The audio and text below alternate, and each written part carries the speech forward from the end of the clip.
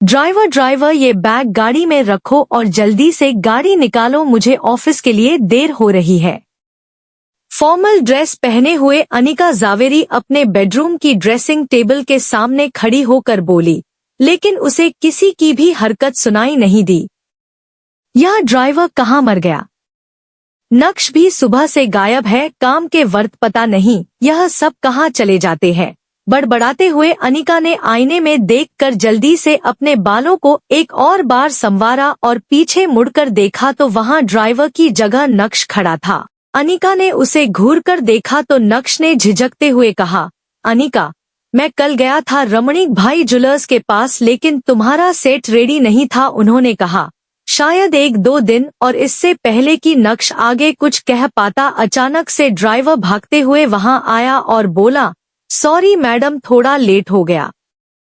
ये सुनते ही अनिका आग बबूला होकर बोली, कोई काम एक बार में क्यों नहीं होता? तुम लोगों से दिन भर बस टाइम पास करते रहते हो। मजाल है जो तुम लोग कोई काम ढंग से पूरा कर दो, बस बहाने बनाने आते हैं। सब के सब एक जैसे हैं, कामचोर। ये कहते हुए अनिका ने नक्श की ओर देखा और नक्श ने तुरंत ही अपना चेहरा नीचे कर लिया। तभी ड्राइवर ने सर झुकाकर धीमी आवाज में कहा, सॉरी मैडम, आगे से ऐसा नहीं होगा। है सॉरी माय फुट। यह कहने के बाद जैसे ही अनिका अपना बैग उठाने लगी तो नक्श अनिका की मदद करने के इरादे से बोला, लाओ मैं ले लेता हूँ। लेकिन इससे पहले कि नक्श बैग उठा पाता, अनिका ने बैग उठाकर ड्राइवर की तरफ बढ़ा दिया और नक्श को पूरी तरह से इग्नोर करके वो कमरे से निकल गई। नक्श चुपचाप खड़ा उसे कमरे से जाते देखता रह गया था। कुछ देर शांत खड़े रहने के बाद जैसे ही नक्श पीछे मुड़ा, उसकी नजर टेबल पर रखी एक फाइल पर पड़ी। जाहिर सी बात है अनिका वो फाइल अपने बैग में रखना भूल गई थी। जैसे ही यह ख्याल नक्श को आया वैसे ही उसने जल्दी से वो फाइल उठाई और अनिका के पीछे भागा। नक्श नीचे ड्राइंग रूम में पहुंचा तो उसने देखा अनिका किसी से फोन पर बात करती हुई हॉल से बाहर जा रही थी। जब हड़बड़ाते हुए नक्श तेजी से अनिका की तरफ बढ़ा तो वहीं पास में सोफे पर बैठी अनिका की कजिन भाग्या की नजर उस पर पड़ी और इविल स्माइल के साथ उसने नक्श के रास्ते में अचानक से अपनी टांग अड़ा दी। नक्श ने अपना बैलेंस खो दिया और वो सीधा जाकर अनिका की मां चित्रा से टकरा गया, जो हाथ में ग्रीन टी लिए सोफे की तरफ बढ़ रही थी। नक्श की टक्कर से ग्रीन टी चित्रा के कपड़ों पर फैल गई थी। ये देखते ही नक्श के होश उड़ गए और चित्रा की आंखें फटी की फटी रह गई। वहीं दूसरी तरफ भाग्या ये देखकर बड़ी मुश्किल से अपनी हंसी रोकने की कोशिश करते हुए बोली, ओ माय गॉड, ये क्या कर दिया तुमने? दूसरी तरफ नक्श चित्रा के गुस्से से पूरी तरह से वाकिफ था। उसे पता था कि अब उसकी शामत आना तय है। तुरंत ही नक्श ने माफी मांगते हुए कहा, सॉरी, वो मैं अनिका को फाइल देने जा रहा था और आप बीच में। इससे पहले कि नक्श अपनी बात कह पाता, चित्रा अपना आपा खोते हुए बोली, अच्छा तो मैं साहबजादे के रास्ते में आ गई, इसमें भी मेरी ही गलती है ना? भाग्या को एक और मौका मिल गया और वो तुरंत ही चित्रा के पास गई। बड़ी माँ, आप ठीक तो है? अरे कोई जल्दी से डॉक्टर को बुलाओ। इस आदमी ने बड़ी माँ के ऊपर गरम गरम चाय गिरा दी। चित्रा ने भाग्या को शांत कराते हुए कहा, मेरी प्यारी बच्ची, तुझे कितनी फिक्र रहती है ना मेरी, लेकिन मैं ठीक हूँ, डॉक्टर की जरूरत नहीं है। बस इस निठल्ले आदमी ने मेरी साड़ी खराब कर दी। ये सुनते ही भाग्या ने अपना फोकस चित्रा की तबीयत से हटाकर उसकी साड़ी की ओर घुमाया और वापस से राई का पहाड़ बनाते हुए बोली, शिट, बड़ी माँ की इतनी महंगी साड़ी खराब कर दी। अरे ये साड़ी तो एकदम एक्सक्लूसिव कलेक्शन की है ना बड़ी माँ? एक तरफ भाग्या बात का बतंगड़ बना रही थी तो दूसरी तरफ नक्श ने देखा कि अनिका वापस अंदर आ रही है। नक्श चित्रा को इग्नोर करते हुए अनिका की ओर बढ़ा और एकदम शांत आवाज में बोला, अनिका, तुम ये फाइल भूल गई। अनिका के कदम गुस्से में नक्श की ओर बढ़े और उसने नक्श के हाथ से वो फाइल छीनी और दोबारा फोन पर बात करते हुए नक्श को देखे बिना ही घर से बाहर निकल गई। बस अनिका की एक प्यार भरी झलक के लिए तरस गया था नक्श। तभी ड्राइंग रूम में लगे टीवी पर एक ब्रेकिंग न्यूज फ्लैश हुई। ब्रेकिंग न्यूज, गुजरात की सबसे बड़ी कंस्ट्रक्शन फर्म का भविष्य खतरे में। क्या भानुशाली ग्रुप ऑफ इंडस्ट्रीज इतने बड़े नुकसान से उभर पाएगा? अब कौन संभालेगा भानुशाली ग्रुप की बागडोर? जानने के लिए बने रहिए हमारे साथ। ये आवाज कानों में पड़ते ही नक्श का ध्यान एकदम से टीवी की तरफ चला गया था। वहीं इतने में एक नौकर पानी लेकर चित्रा के पास आया। नक्श ने ट्रे में से पानी का ग्लास उठाया और चित्रा की साड़ी साफ करने लगा। चित्रा ने नक्श के हाथ से पानी का ग्लास छीना और अपना काम खुद करने लगी, लेकिन अभी चित्रा की भड़ास शांत कहाँ हुई थी। बेवकूफ, एक काम भी ठीक से नहीं होता और अब क्या ठीक से चलना भी सिखाना पड़ेगा तुम्हें। अब यहाँ खड़ा खड़ा मुंह क्या देख रहा है, दफा हो जा मेरी नजरों के सामने से। इतना कहकर चित्रा भाग्या की तरफ मुड़ी और बड़बड़ाने लगी। पता नहीं क्या सोचकर तेरे काका ने अनिका का हाथ इस आदमी के हाथ में दे दिया। हमारे तो भाग ही फूट गए। घर दामाद बनकर बस हमारी छाती पर मूंग दल रहा है। यह है जावेरी परिवार का घर। जावेरी परिवार सूरत की बड़ी बिजनेस फैमिलीज में से एक है। इस बड़े से शानदार घर में जावेरी खानदान का बड़ा परिवार रहता है और कई जॉइंट फैमिली की तरह इनके बीच में भी प्यार बस दिखावे का ही है। अक्सर यहाँ हर सुबह की शुरुआत ऐसे ही शोर शराबे से होती है और गलती चाहे हो या ना हो, इल्जाम हमेशा इस परिवार के दामाद यानी नक्श के सर पर ही आता है। पर नक्श ने कभी भी इस बात को दिल पर नहीं लिया। हर सुबह किसी और की गलती को अपने सर लेकर मुस्कुराते हुए वो अपने काम में लग जाता है। नक्श जो रुमाल से अपना हाथ पोंछ रहा था, चित्रा की बात सुनकर उसके हाथ रुक से गए। उसने चित्रा की तरफ देखा तो उसकी नजर वही पास में खड़े नौकर पर पड़ी जो नक्श को दया की नजर से देख रहा था। लेकिन नक्श के चेहरे पर एक शिकन भी नहीं थी, बल्कि उसके चेहरे पर एक हल्की सी मुस्कान आ गई और वो तुरंत ही ऊपर अपने कमरे की तरफ चल दिया था। सीढ़ियां चढ़ते हुए भी नक्श का ध्यान टेलीविजन पर चल रही ब्रेकिंग न्यूज पर था। वो भानुशाली ग्रुप के लॉस में होने की खबर सुनकर सोच में पड़ गया था। तभी चित्रा भी टीवी की वॉल्यूम बढ़ाते हुए बोली, हे माँ, भानुशाली ग्रुप तो सूरत का ही नहीं बल्कि पूरे गुजरात का सबसे बड़ा बिजनेस एम्पायर है। भला इनके साथ ऐसा कैसे हो सकता है? इनके साथ तो हम नया प्रोजेक्ट शुरू करने का सोच रहे थे। ये सुनकर तुरंत ही भाग्या ने कहा, बड़ी माँ परेशान क्यों हो रहे हो सकता है ये हमारे लिए एक अच्छा साइन हो। मुझे लगता है कि हमें इनके नए सीईओ के साथ डील करने की कोशिश करनी चाहिए।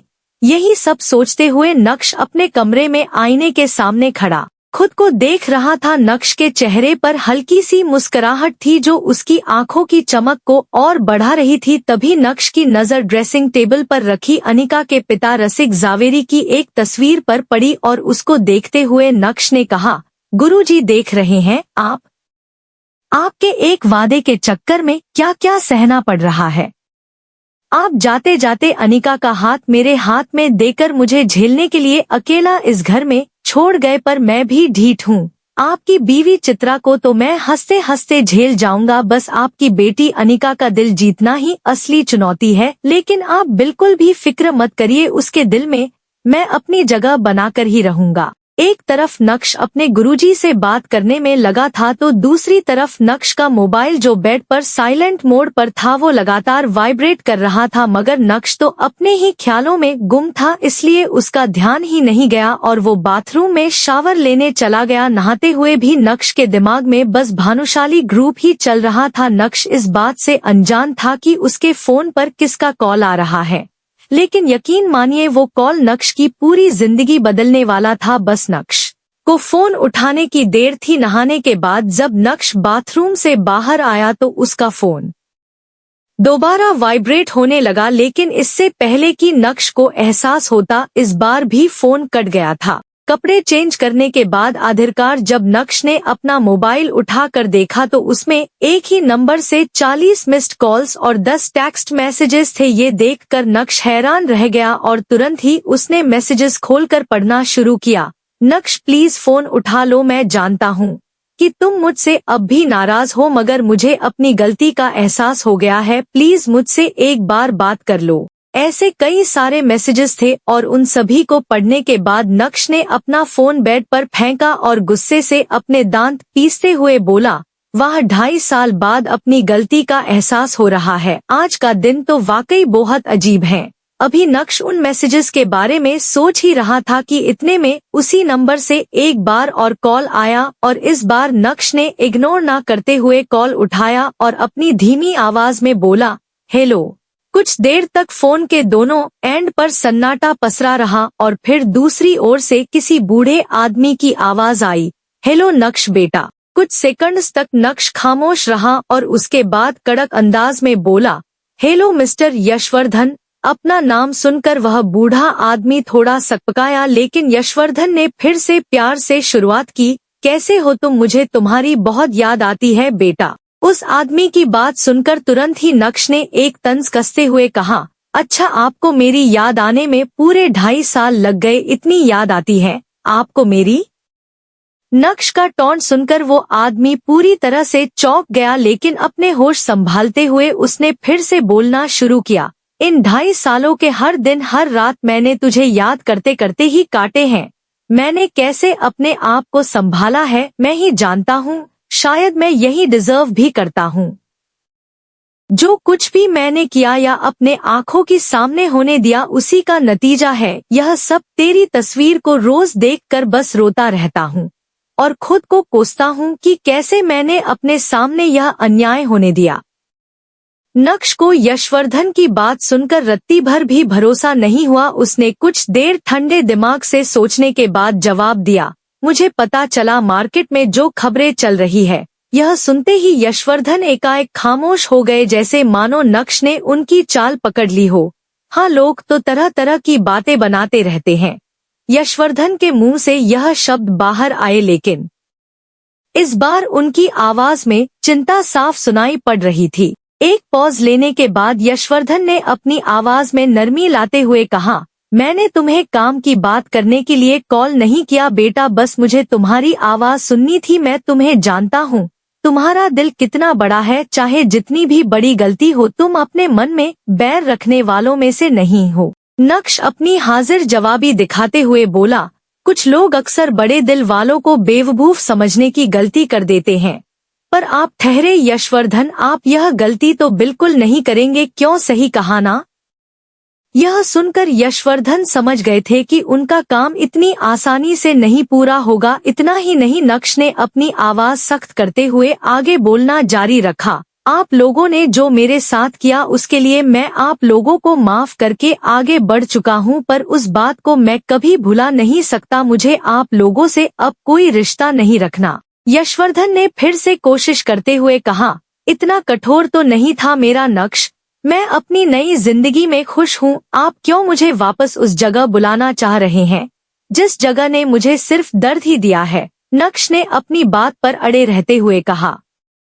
नक्श की बात सुनकर यशवर्धन थोड़ा इमोशनल हो गए।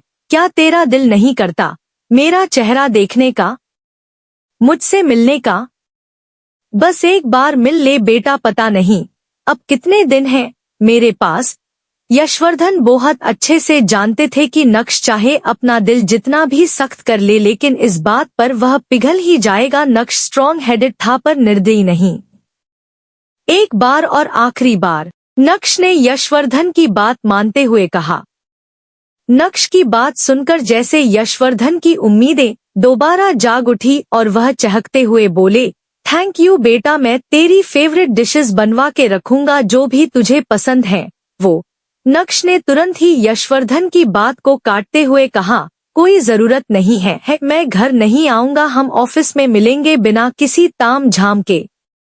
ठीक है, तो कल सुबह मिलते हैं, मैं तुम्हें लेने के लिए अपनी गाड़ी भेज दूंगा। वैसे तो यशवर्धन को नक्श का अंदाज पसंद नहीं आ रहा था, लेकिन अभी यशवर्धन को नक्श की बहुत जरूरत थी और यही वजह थी कि वो नक्श की सारी बातें मान भी रहे थे। कोई जरूरत नहीं है, मुझे पता है भानुशाली ग्रुप ऑफ इंडस्ट्रीज का ऑफिस कहाँ है, मैं पहुंच जाऊंगा, बाय। इतना कहकर नक्श ने फोन काट दिया था। बीते 2.5 सालों में कभी भी यशवर्धन ने नक्श से कांटेक्ट नहीं किया था। 2.5 सालों से नक्श भानुशाली ग्रुप से भी बाहर था, तो अब जब भानुशाली ग्रुप डूब रहा है तो यशवर्धन को नक्श की याद क्यों आ रही थी? यह सोच सोचकर नक्श और भी ज्यादा कंफ्यूज्ड हो रहा था। तुरंत ही नक्श ने अपना लैपटॉप बाहर निकाला और इंटरनेट की हेल्प लेते हुए भानुशाली ग्रुप में चल रही हलचल जानने की कोशिश की। ऐसे तो नक्श के हाथ में भानुशाली ग्रुप को लेकर कुछ हाथ नहीं आया, लेकिन उसके हाथ में ऐसा कुछ आ गया जिसे देखने के बाद नक्श की आंखों की चमक 4 गुना बढ़ गई थी। हा हा हा हा हा हा हा हा हा हा हा हा हा हा। जोर जोर से हंसते हुए नक्श ने चिल्लाया, काए पोचे। बिस्तर से उठकर नक्श पागलों की तरह नाचने लगा था। वो भूल गया था कि यह घर उसका नहीं है, वो तो बस इस घर का घर जमाई है। अब इस पागल को क्या हो गया है?